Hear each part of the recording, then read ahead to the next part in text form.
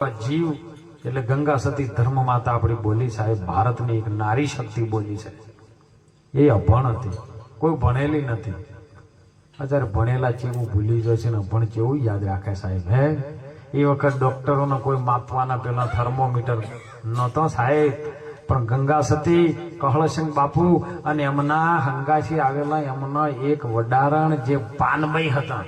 પેલા રાઠોડ કુળમાં કોઈ બે ક્ષત્રિય કુળની અંદર એવી મર્યાદા હતી કે જે દીકરી પરણી જાય ને એની પાછળ એક દીકરી સેવા કરવા માટે મૂકતા।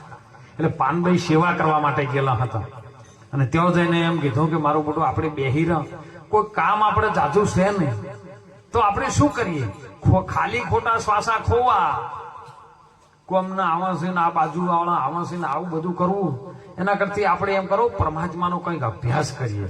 આ કાયા કેવી રીતની બની છે।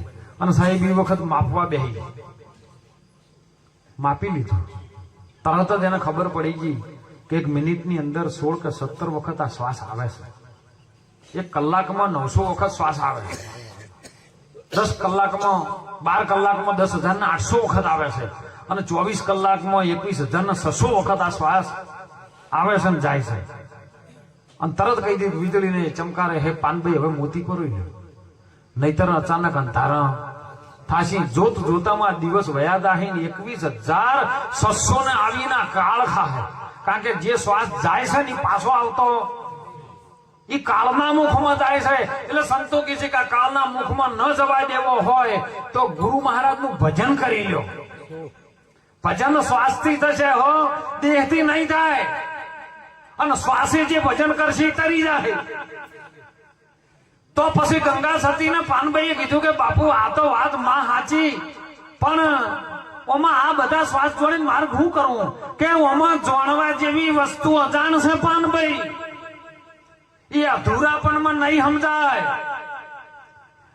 આ ઓટી મેલીને તમે આવો મેદાનમાં જોણો જીવની જાત જાતિ સજાતિની, હે પાનબાઈ જુગતી કરાઈ દઉં, બીબે પાડું બીજી ભાત, અને જો બીજી ભાત પડી જાય ને તો પછી ધડ માથે હે પાનભાઈ શીશ ન રહે, ખેલ છે ખોડાની ધાર, એમાં તમે શીશ તમારો ઉતારો તો પછી રમાડું તમને 52 નહીં ભાર હો। 52 અક્ષર બહુ કક્કાના લસેલા સાહેબ, મહાપુરુષોના 52 પત્તની બાજીએ ઘણાની બનાવી છે। ત્યારે જુગારવાળા નહીં રમતા હે, આધ્યાત્મિક સિદ્ધાંત છે, બહુ લક્ષ્ય રાખજો હો, કદાચ જીવનમાં ગૂગલ માર્યું નહીં આવે એમ કહું। 52 પત્તાના બાજી જો જુગાર વાળા રમતા હોય ને તો એમાંથી 52 માં એક 53મું પત્તું બહાર કાઢી નાખે, અને એનું નામ શું પાડેલું હોય 53મું? જો અને કર, જોઈન કર, જો કર, એ જોકર છે બધા બાજી બની જાય। અને એટલે જોધલપીર ને ભવાનીદાસ બે કહેતા હતા ને કે ન જોવાય રૂપ એનું, ન લેવાય પાર, કહું તો કહેવાય ને બોલે છે 52 ની બાર। એ જોકર ને બહાર કાઢી જયારે બાજી પત્તા રમવા માટે બેહે તો બાજી પત્તામાં પત્તા છે 52 પણ 13 જ છે, હકીકતમાં 13 પત્તા છે, કલર જુદા જુદા છે, 4 જ કલર છે,但આપણા 4 જ વેદ છે, 4 યુગ છે હે। અને નામ રૂપ ને ગુણ ને ચોથું જ છે પદ અવિનાશ। આ 4 અને ચોરીના ફેરાય 4, અરે ધર્મ અર્થ કામ ને મોક્ષ આ 4। અને જો હવારે ઉઠીને ભજન કરવું હોય તો બ્રહ્મ મુહૂર્તમાં વાગે 4। જો કદાચ એમાં જાગી તો ભજન થાય ને તો બેડો પાર થઈ જાય એવો છે। પણ એ 13 પત્તાની અંદર એવી રજૂઆત કરી છે વિજ્ઞાની કોઈ હો કે પહેલો એકો આવે સાહેબ, એકો છે ને આ પોચે ભૂતના પૂતળાની અંદર આત્મા રૂપી એક એકો છે સાહેબ। શરૂઆત એનાથી જ થાય છે, આત્મા ના હોય શરીરની કોઈ લેવા દેવા નથી સાહેબ। અને મોય પછી દૂરી આવે, દૂરી છે ને તમારો શ્વાસ એક બાજુ જાય છે ને એક બાજુ આવે છે, જેને સંતોએ ઈંગળા ને પિંગળા કીધી, ઓહમ સોહમ કીધો, શ્વાસ ઉશ્વાસ કીધો, જેની જો મતી પહોંચી એ ભક્ત પેલા દેવળી જાપ ને જંપા કીધા।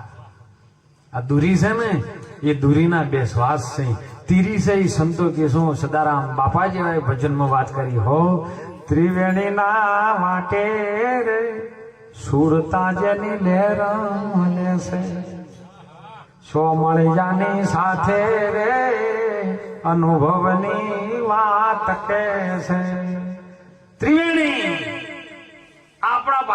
દેવો ત્રણ, બ્રહ્મા વિષ્ણુ ને આકાશ પાતાળ ને પૃથ્વી, રજોગુણ તમોગુણ નો સતો ગુણ. અરે શક્તિઓમાં ગણો તો ત્રણે ધો, મહાકાલી, લક્ષ્મી અને સરસ્વતી. બ્રહ્માના ઘેર સરસ્વતી, વિષ્ણુના ઘેર લક્ષ્મી અને ભોળાનાથના ઘેર પાર્વતી. આ ત્રણ સિવાય ત્રણ નો ગુંજારો ચાલે જગતમાં. એનાથી અટક્યો છે સંસારો. સદગુરુએ મને પારખનો રસ્તો બતાયો. ઓહમ બ્રહ્માંડ સોહમ શંકર અને વિષ્ણુએ રરા સુણાયો. આ વાત ભારતની સનાતનની છે સાહેબ. અને તીરી આવે ને એટલે ત્રિવેણી ઘાટમાં જયારે આવે ને ત્યારે સુરતા લહેરા લેવા માંડે. ત્રિવેણી નો ઘાટ કયો આવે છે? મહાપુરુષો કે ઈંગળા પિંગળા બે ભેળી થઈ જાય એ રે નહીં. ઓહમ ને સોહમ બે પવન મોય સમય જોઈને મોય નાભીન થી ત્રીજો ઉપડે ને એ કણ ત્રિવેણી ઉત્પન્ન થાય છે સાહેબ. અને પછી આ ત્રિવેણી નો ઘાટ છે. ઓયથી છે ને કમરથી નેતાના ભાગનો છે, શંકરના ભાગનો છે. એ લિંગ થી તમે જે ઉત્પન્ન કરો ને એ બધું વિનાશના માર્ગે લઈ જાય. ચોખ્ખા શબ્દ આવશે સાહેબ. અહીંથી આ રજોગુણ નો હશે એ બ્રહ્માજી પૃથ્વીના એમ કે છે ઉત્પત્તિના દાતા છે. તો આ જે પણ બાળક રહે છે તો બાળક આ ગર્ભાશય ની અંદર શરીરમાં રહે. અને વયથી ઉપર વાળો નહીં કહેતા, ઉપર વાળો વર રાખે છે. હે વિષ્ણુ છે સત્વ ગુણ છે. એમ મહાપુરુષો ભારતના વિજ્ઞાની પણ એની અંદર કહે છે કે સાહેબ કોઈ અણુ બોમ્બ બનાવવો હોય ને, હું ભણેલો નથી પણ થોડીક માહિતી છે એટલે કહું કે અણુ બોમ્બ જયારે બનાવવામાં આવે છે ને આદિ અનાદિથી હો એકનું એક જ છે વસ્તુ. વૈજ્ઞાનિકો એને અણુ બોમ્બ કીધો છે. આપણા શાસ્ત્રો મુજબ જેને 3 પ્રકારની શક્તિ કીધી, ભગવાન કૃષ્ણએ 3 પ્રકારની પ્રકૃતિની માયા કીધી છે. અને એ અણુ બોમ્બ ની અંદર એક પ્રોટીન વપરાય, એક ઇલેક્ટ્રોનિક વપરાય અને એક નાઇટ્રોજન વપરાય. આ ત્રણે ભેળું થાય ને અણુ બોમ્બ બને નહીં. પણ તમે જોજો શંકરની શક્તિ છે ને તમો ગુણ વાળી છે, ભોળાનાથની શક્તિ છે ને તમો ગુણ કહેવાય છે, એ તામસ છે. વિષ્ણુનો સત્વ છે અને બ્રહ્માનો રાજસ છે. એ રાજસ શક્તિ છે એ ઉત્પત્તિ કરે છે, ગતિ આલે છે. અને જે વિષ્ણુનું છે એ ઉપર સંતુલન બેલેન્સ રાખે છે. અને જે શંકરની શક્તિ છે ને એ અવરોધ શક્તિ છે. એ તમારી જતા હોય ને તો એ રોકવા વાળી છે. તમે નાખવું તો નાખી દો. જો વયથી એક ઈટ નાખો ને તો પેલા મોડવા સુધી જઈને પડતી થાય, એ ડાયરેક્ટ નહીં થાય. તો સમજો કે ઈટને નાખો છો તો કોઈક રોકવા વાળી અવરોધ શક્તિ છે એ ભગવાન શિવની શક્તિ છે. એને ખબર પડી જાય છે કે જો કદાચ આટલા સુધી આવશે ને રહ્યો તો પછી મારે એનું કરવું પડશે. પણ જે કોઈ હઠયોગી હોય, કોઈ પરમાત્માનો સાચો બંદો હોય તો એ શક્તિ પ્રાપ્ત કરી લે. એ સંસારથી અલગ થઈ અને સંસારથી બહાર નીકળી જાય. સંસારમાં રહે ખરો, સંસારમાં પર સરખો રહે, મન રાખે મોરી પાસ. આ જગતની માયામાં જીવ કદીએ લોપાય નહીં. હે અર્જુન, એ થઈ જાય મારો, એ જ મારો દાસ છે ને, મને પ્રિય છે, જ્ઞાની છે. અને જ્ઞાની એ જ મારો આત્મા છે. અર્જુન, એને હું પ્રિય છું ને મને એ પ્રિય છે. આ વાત. અને એ સાહેબ એ ત્રિવેણીનો ઘાટની અંદર આ 3 બન્યું છે. અને પછી 4 આવે. તો આપણા સંતોએ કીધું છે કે ધર્મ, અર્થ, કામ ને મોક્ષ. અને મહાપુરુષો પણ ગણપતિની વંદનામાં કહે છે કે મૂળ રે કમળમાં 4 ચોકી, તો ગુણપતિ આસન દરિયા. 4 ચોકી હો. તમે હોય નક્કી કરજો, ચોપડા ફેદવા દો મેળ નહીં પડે. નાકથી શ્વાસ લેવાય છે, તમને પારખવાની ખબર પડે. બોલો ચોક્યાત કોક છે કે નહીં? ઓંખથી તમને દ્રશ્ય દેખાય છે પણ ઓંખ જોઈ નહીં શકે. ઓંખની અંદર બીજું કોક છે, જોવા વાળો કઈક અલગ. ના કે ઓંખ તો કદાચ મોણા મરી જાય તો મોણાનો ઓંખ તો રહે એમને, પણ એ જોઈ ન શકે. પણ ઓંખની અંદર તમે હોમાંથી હોમે ઓંખ મેળવો ને એટલે તમારો ચહેરો હોમેલાની ઓંખમાં હોય. એ શું છે? તે જ છે, તું છે, તું છે, તું છે, બીજો કોઈ છે નહીં. હવે બીજી ચોકી આ દ્રષ્ટિ છે, એક પારખવાની દ્રષ્ટિ છે, અહીંથી બોલવાની દ્રષ્ટિ છે અને અહીંથી હોભળવાની દ્રષ્ટિ છે. આ 4 ચોકીના મૂળ કમળ ઉપર હે ગગન મંડળના ગોખમાં એક નર વસે નિરાધાર. 3 દેવ જેની રક્ષા કરે છે, રામ કબીર ન રણુકાર. આ ઓનો ચોકો બનાવ્યો છે. પંજો આવે કોંગ્રેસ વાળાનો નહીં હો, એને તો નક્કી કરીને બહાર લાવ્યો છે. અને જ્યારે દીકરી કે દીકરો કોઈ આપણે લગ્ન મંડપમાં જોઈએ ને તો કે હાથ હાલો, હાથ મેળાવ કરવાનો છે. પંજો જ હાલે, બીજું શું હાલે? કારણ પોજ તત્વથી આ શરીર બન્યું છે એનો પંજો છે. છઠ્ઠો શું આવે બાજી બત્તામાં? બોલતા રહો, આપણે કહો મજા આવશે, આનંદ આવશે. સક્કો કોઈમાં ના આવે, નારીમય ના આવે, નરમય આવે. નરમય ના આવે, નારી ના આવે, ત્યાં પરમાત્મા નરમય ના આવે, નારીમય ના આવે. પોત તત્વનો સઠ્ઠો છે, પ્રાણ એ ચલવે છે અને એનો સક્કો બનાવ્યો. અને 7 ભૂમિકા, 7 સમુદ્ર, 7 ફેરા અને 7મી સદગુરુની ભૂમિકા સાહેબ. અને તમે જુઓ આ દિવસના જે વાર ગણો ને એ હાથ જ છે. કોસો બધું અઠવાડિયું પણ વાર હાથ જ.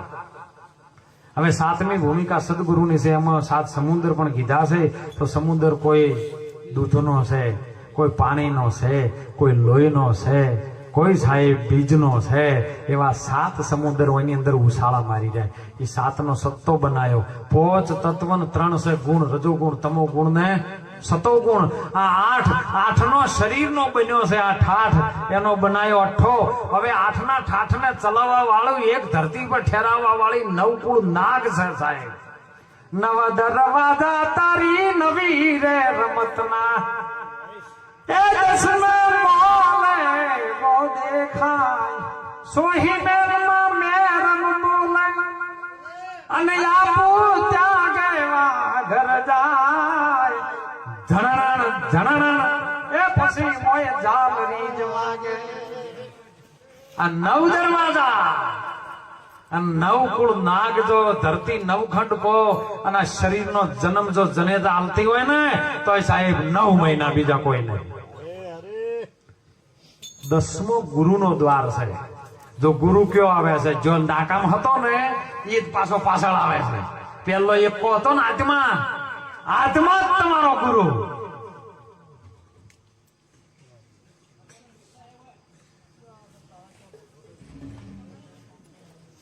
અને એકાની પાછળ શૂન્ય લાગે તાણ 10 આવે છે. 10મો દરવાજો ગુરુનો છે. આત્મા સાથે 0 થઈ જાવ તમે તો તમને મેળ પડી જાય હો તો મન તમારું 11મું ગુલામ બની જાય. 11મું પત્તું ગુલામ હોય છે. આ ગુલામ અને ગુલામને જો કદાચ નાકામાં લેણમાં લાવવો હોય તો 2 ગમ જોવે. જેને રાણી કી છે, સુરતા નામની રાણી છે સાહેબ. અને 2 ગમ વાળી છે.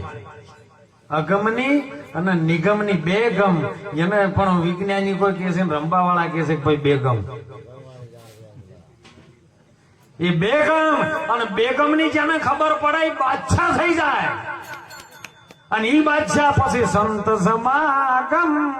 એ જેને સાચો થયો, એ જેના જીવનનો અંધકાર ગયો, એ જેને બકરાપણાનો બોધ થયો, પછી કેવલ કેસરી સિંહ રહ્યો. આ મહાપુરુષની વાત છે. કદાચ જાણવામાં આવી જાય ને તો જાણ્યા પછી જો અમલમાં લઈ રહ્યો ને અમલમાં લીધા પછી જો જીરવી જાણો ને તો સંતો કે છે કે 1000 પ્યાલા જીરવ્યા ન તો. વાત મળી જાય સાહેબ શેલમાં, પણ એને જીરવી બહુ કાઠી છે. લગ્ન તો કરીને ઘેર લાવો પણ પછી આખી જિંદગી નિભાવવું કાઠું છે. પેલા હિન્દી પિક્ચરમાં ગીત આવતો હતો કે માંગ ભરો સજના આવતો હતો ને. હજી સુધી કોઈની ભરાણી હોય તો કહો. સવારથી મોડીને હોદ સુધી મથે છે પણ કે એ આર્યું લાવવાનું, તેલનો ડબ્બો લાવવાનો, શાકભાજી લાવવાની, આ બધી માંગ ચાલુ જ છે. કોઈની ભરાણી નહીં હો. પણ ભારતની જનેતા આગળ સંતે સાહેબ હાથ જોડીને વિનંતી કરી છે કે હે જનેતા, હે મહાશક્તિ, તું કદાચ આ ધર્મને જાળવી શકે છે. સનાતન ધર્મની, આપણા હિન્દુ ધર્મ મુજબ સાહેબ જો ધર્મને જાળવવો હોય ને તો મારી માતાઓ અને શક્તિઓને આગળ આવવું પડશે સાહેબ.